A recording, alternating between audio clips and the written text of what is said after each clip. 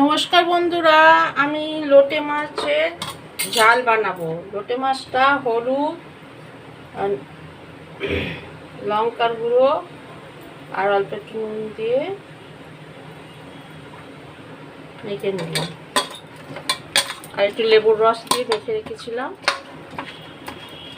রেখে দিলাম। এবার কড়াইতে কালো জিরে দিলাম, কাঁচা লঙ্কা দিলাম।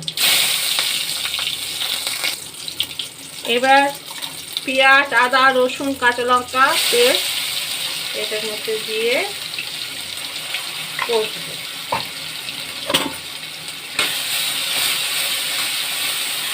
কষাতে হয়।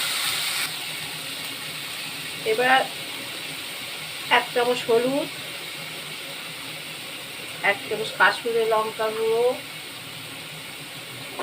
একটু জিরের গুঁড়ো, একটু ধনের গুঁড়ো আর এমনি লঙ্কার গুঁড়ো দিয়ে আবার একটু জল দিই।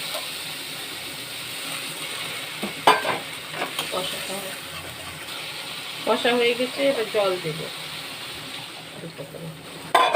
জলটা একটু ফুটুক, এবার মাছগুলো দিয়ে দেব।